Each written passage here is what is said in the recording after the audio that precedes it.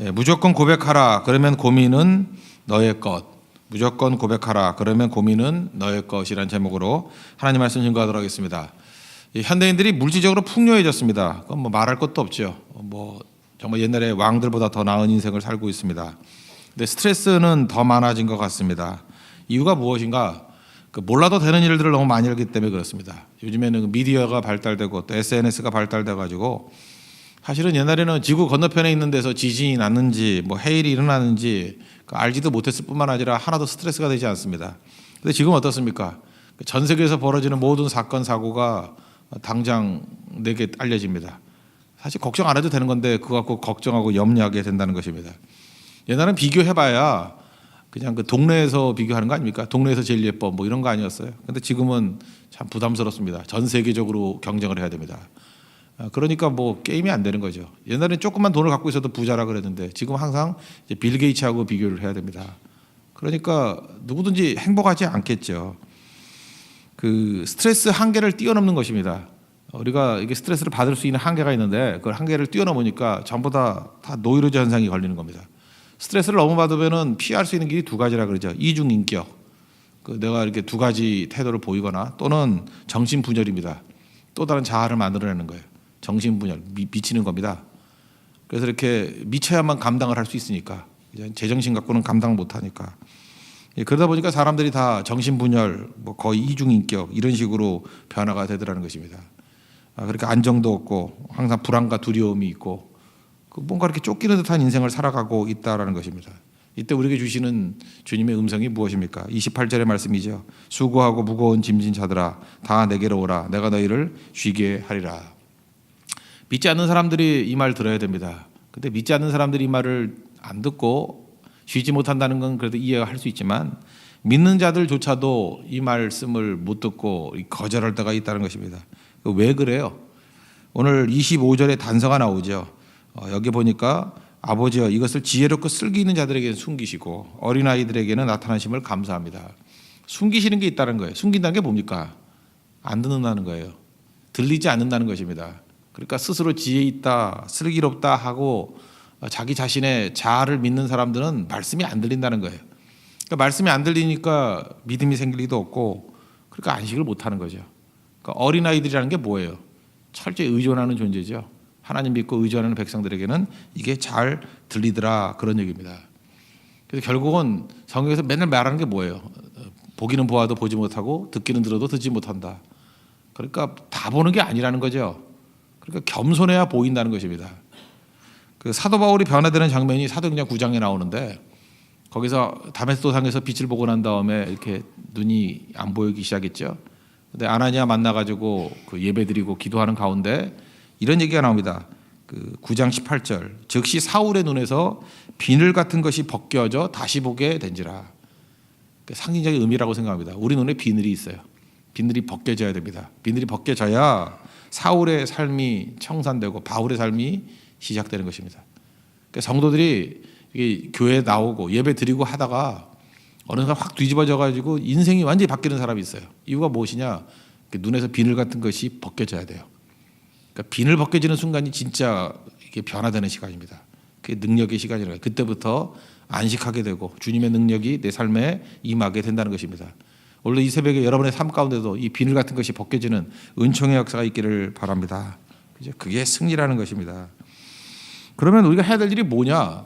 사실은 그 인생이 감당할 수 있는 짐이라는 게 한계가 있거든요. 그리고 내게 감당하라 그러지는 않았잖아요. 다 내게로 와서 내게 맡기라 그러지 않았습니까? 그러니까 우리가 해야 될 일이 뭐예요? 주님께 짐을 맡기는 겁니다. 종종 이게 젊은이들이 있지 않습니까? 요즘에 금년에도 또 뭐 결혼 한 몇 쌍 또 결혼할 것 같은데 그 결혼이 안 되는 이유가 뭐냐면 결혼을 결정하는 건 여자가 아니고 남자입니다. 그 아시죠? 여자들은 조금 사랑하면 결혼하고 싶어져요. 근데 여자가 먼저 결혼한다고 말을 하면 남자는 도망을 칩니다. 잊지 마십시오.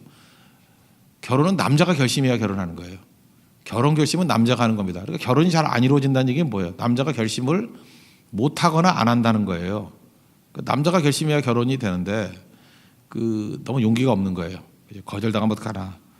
그때마다 제가 형제들 그렇게 얘기합니다. 무조건 가서 고백하라고. 그냥 즉각 고백하라고. 남자들은 좀 가벼워도 괜찮습니다.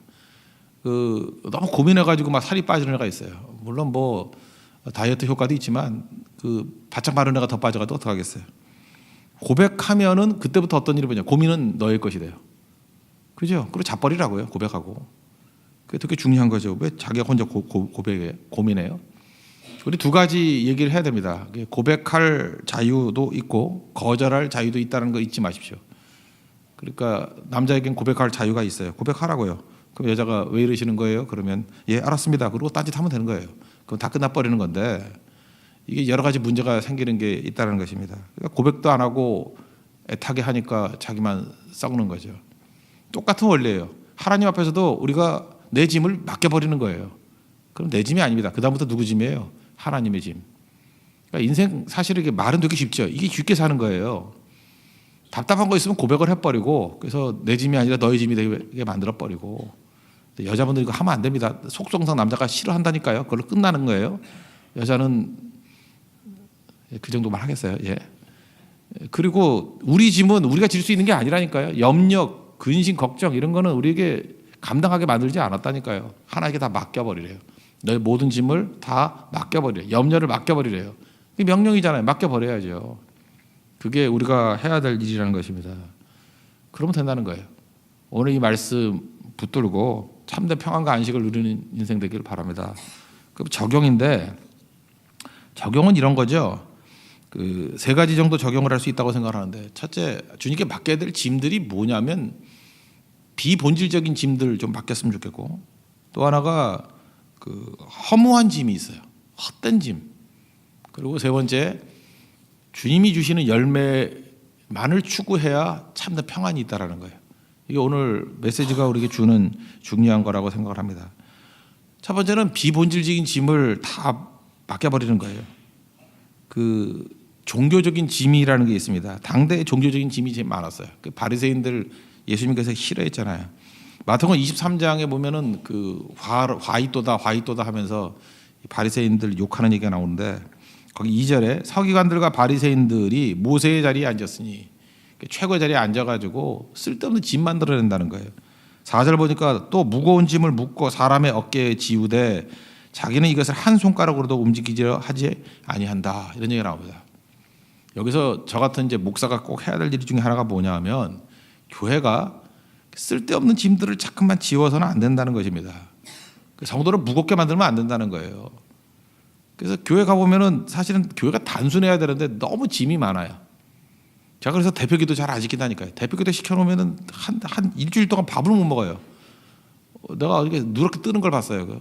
뭐 시켜요 그냥 즉석에서 시키지. 그래야 밥 잘 먹고 있다가 원래 주님은 호련히 오시는 거니까 그죠? 그게 되게 중요한 거 아니에요. 제가 이번에도 인도 선교 때 한번 해봤어요. 했던 게 뭐냐면 주로 남자들만 기도시켰는데 그냥 즉석에서 시켰어요. 그랬더니 뭐 다 부담 없이 하더라고. 이걸 실험해 보려고 한 형제한테 제가 하루 전날 얘기해서 널 내일 새벽에 너 기도할 거다. 저녁도 못 먹어요. 저녁도. 그러니까 쓸데없는 짐을 지우는 게 아니에요. 그냥 즉석에서 하는 거죠. 그래서 교회는 단순해야 돼요. 예배도 좀 단순해져야 되고 복잡하면 안 되고요. 그래서 예배, 그다음에 선교 이렇게 단순해져야 됩니다. 그래야 이게 짐이 없어지죠. 그리고 진짜 중요한 짐, 복음 증거의 짐 이런 거 져야죠. 그러니까 비본질적인 짐들을 없애야 된다는 것입니다. 잠깐 비본질적인 짐이 많아 놓으니까 어떤 일이 벌어져요? 잠깐 상처 입는 거예요. 예배 드리면서 상처 받는 사람이 누가 있습니까? 선교하면서 상처 받는 일이 뭐가 있어요? 이 비본질적인 짐 이런 거 감당하다 보니까 이거는 비본질적이니까 뭐 경쟁도 들어가고 시기심, 질투심, 열등감 이렇게 다 들어갈 거 아니에요. 그러니까 교회가 썩기 시작하죠. 여러분 영양분이 높은 거가 썩을수록 냄새가 더 나요. 그래서 제일 냄새 맡기 힘든 게 우유예요. 우유가 완전 식품이거든요. 이게 영양분이 높거든요. 그게 썩을 때일수록 더 심하죠 냄새가. 그러니까 교회가 썩기 시작하면은 이게 냄새가 엄청나게 심하다는 것입니다. 그러니까 여러분들 본질에 집중하고 나머지는 쓰는 거예요. 제가 돈 얘기에 대해서 한번 얘기를 해서 돈은 아이스크림하고 똑같다고. 아이스크림 오래 갖고 있으면 다 녹아버리죠. 돈도 그래요. 계속 갖고 있으면 녹아서 없어져 버려요. 우리가 이번에 인도 선교를 가지고 처음으로 경험했던 게 뭐냐면 화폐 개혁이에요. 도착하는 날 그 다음 날이에요. 다음 날인데 뭐 도착하니까 무슨 얘기가 있냐면 모디 수상이 화폐 개혁을 했대요. 그래서 거기가 큰 돈이 1,000루피하고 500루피인데 못 쓰게 한대요. 설마 그랬는데 진짜 못 쓰더라고요. 그 외국인인데 우리도 바꾸기 힘들었어요. 그래서 마지막 날 돌아오는 날 바꿨어요. 돈을 돌아오는 날. 그 이전까지는 100루피 정도만, 100루피라면 한 1,700원 이런 정도만 쓸 수 있는 거지. 뭐 예를 들어서 8,000원, 뭐 17,000원 이런 거 못 쓰는 거예요. 그러니까 이게 문제가 되는 거죠. 그때 제가 느꼈던 게 그거예요. 저도 화폐 개혁을 우리나라에서 경험해 본 적은 없거든요. 돈도 휴지가 될 때가 있구나. 12월 말까지 못 바꾸면 지금 혹시 집에 1,000루피짜리 있는 사람이 있으면 금년 12월만 넘어가면 어디서든 바꿔주지 않아요. 휴지 조각이에요. 돈도 그래요. 화폐 개혁을 통해서 우리가 깨달은 게 그거거든요. 이게 내 거라고 생각하고 가치가 있다고 생각하는데 아니에요. 휴지 조각이에요. 아이스크림하고 똑같아요. 놔두면 다 녹아버려요. 빨리 먹어야 돼요. 돈도 빨리 써야 된다니까요. 하나님께서 우리에게 주신 기회도 빨리 쓸 줄 알아야 된다고요. 왜? 비본질이니까. 본질을 위해서 비본질은 재버리고 짐을 줄이고 그저 본질을 향해서 빨리빨리 나가는 거 그게 제일 중요하다는 것입니다. 그게 우리가 쉴 수 있는 길이에요. 여러분 삶 속에서 비본질적인 것들을 다 좀 정리하십시오. 그리고 쓸데없는 짐들 지우지 마십시오. 뭐 예를 들어서 뭐 결혼하신 분들 있는데 무슨 데이 이런 거 다 없애버려야 돼요. 그죠? 그 짐이 너무 많은 거예요. 그냥 딱 한 가지예요. 예수 믿은 날, 그죠? 그거 딱 하나면 돼요. 예수 믿은 날, 생일이고 뭐고 다 필요 없어요. 저 성교 가서 생일 잔치 하는 거 별로 안 좋아하거든요. 아직 성교하러 와가지고 뭐 쓸데없는 짓 잠깐 하고 있냐고. 단순화돼야 돼요. 그냥 오직 한 가지만 집중할 수 있도록. 그래서 비본질적인 것들을 제하고 그 다음에 저희도 마찬가지입니다. 우리 교회에서 할 수 있는 거 딱 한 가지예요. 스승의 날 그때 한번 인사 좀 하자. 뭐 이 정도. 그 다음에 나머지는 아무것도 안 하잖아요. 그죠? 그건 중요한 거기 때문에 우리가 배움과 또 가르침 이게 중요한 거기 때문에 그 외에는 나머지는 뭐 지키지 않는 게 중요한 겁니다. 단순화시키는 거. 그게 중요하다는 거예요. 두 번째는 허무한 짐을 교체해야 된다는 거예요. 이건 바꾼답니다. 교체. 허무한 짐이 뭐죠? 이게 마태복음 6장 산상수훈에 나오는 무엇을 먹을까, 무엇을 마실까, 무엇을 입을까 하는 그런 거예요. 29절을 한번 보십시오. 나는 마음이 온유하고 겸손하다 그랬고 나의 멍에를 매래요. 쉬는 건데 그냥 놀고 먹으라는 게 아니라 멍에를 매래요. 내게 배우래요. 그래야만 너희 마음이 쉼을 얻으리니. 이게 무슨 얘기냐 하면요. 옛날에는 그 멍에를 맬 때 소 2마리 맬 때 있잖아요. 그게 불문율이 있답니다. 한 마리는 튼튼한 소, 하나는 약간 좀 부실한 소 같이 묶어버린대요. 그래 일이 되죠. 그죠? 서로 도와줄 수 있고 또 한 소는 베테랑, 하나는 풋내기. 그래야 어떻게 일하는지를 배우죠. 그러니까 소 2마리를 이렇게 멍에로 메고 있는 것 자체가 약한 자와 강한 자가 배분을 하는 것도 되고 또 하나는 일하는 법을 배우는 제자 훈련도 된다는 것입니다. 예수님 뭐라 그래요? 내가 멍에 하나 맬 테니까 너는 내 옆에서 매. 그러니까 주님이 함께 메고 가는 멍에예요. 그러니까 감당할 수 있죠. 그리고 주님께 배우는 멍에라고요.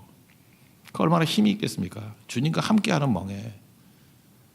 저는 이번에 인도 선교 처음부터 마지막까지 다 같이 있어서 참 좋았어요. 물론 뭐 주일 1, 2, 3부 예배를 못 드리는 약점은 있었지만 같이 멍에 매는 거죠. 그 좋은 거 아니에요? 담임 목사와 전성도가 같이 멍에를 메고 같이 가니까 힘도 좀 덜 들었던 것 같고 또 이것저것 주고 배울 수 있는 게 많잖아요. 특별히 그리 어린 학생들 같은 케이스는 뭐 배운 것도 많았다, 들은 얘기도 많았다.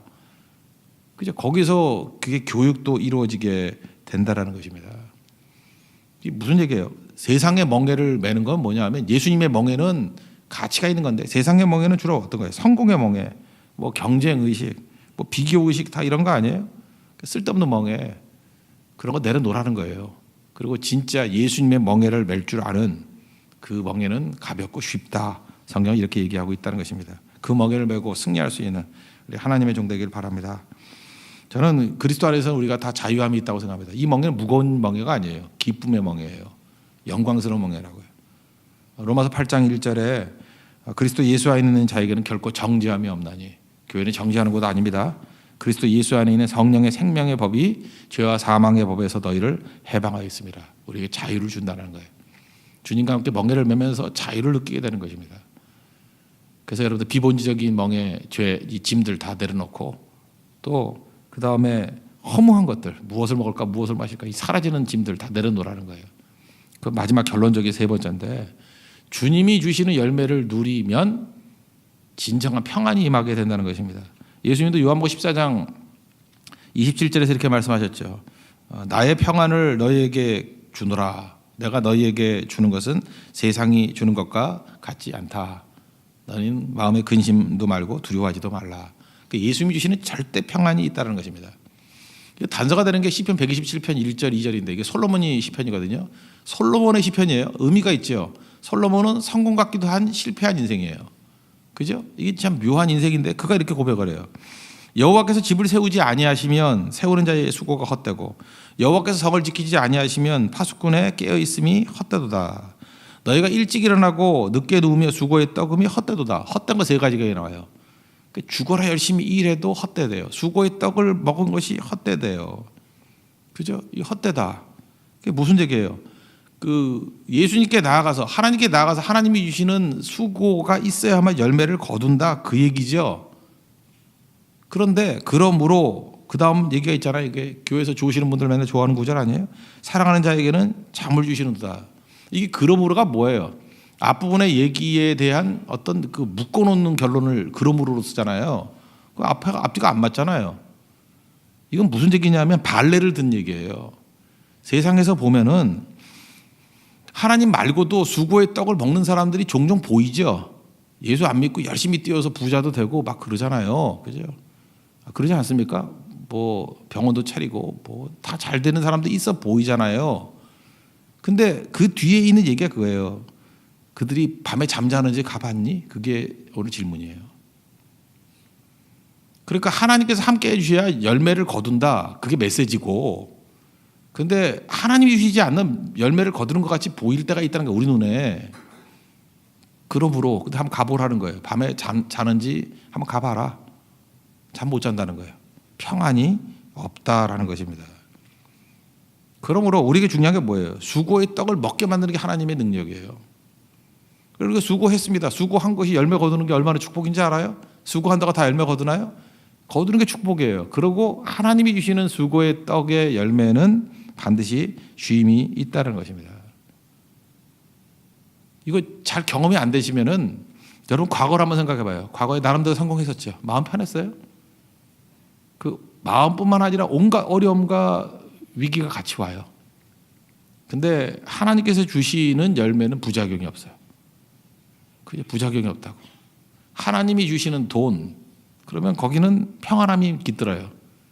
근데 하나님이 주시지 않은 돈 추구하면 돈은 생기는데 걱정과 두려움이 있어요. 하나님이 주시는 남자, 여자, 그러면 거기는 기쁨과 평안이 같이 있어요. 근데 그게 아닐 때는 뭐 얻긴 얻었는데 계속해서 근심과 두려움이 있는 거예요. 뭐 이건 얼마든지 적용할 수 있겠죠. 잠 잘 자는 인생 되십시오. 그러기 위해서는 하나님이 주시는 열매를 추구해야 된다는 것입니다. 그러니까 교회도 그래요.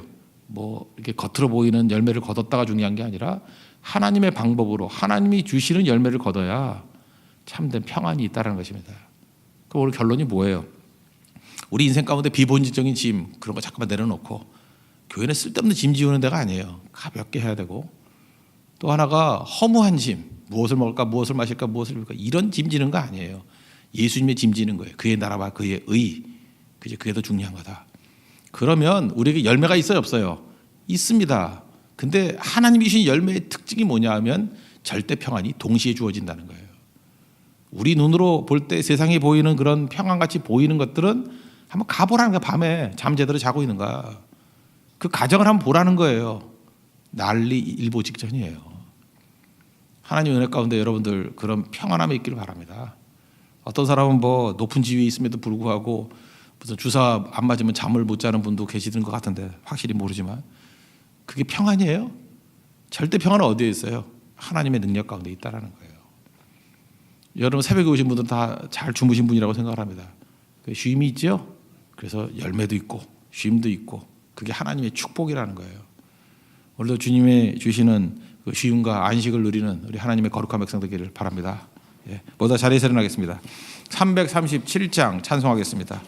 짐은 다 주님께 맡겨버리고 주님께서 이루시는 능력을 체험하고 완전 평안을 누릴 수 있도록 해달라고 우리 기도하는 마음으로 찬양하겠습니다. 337장입니다.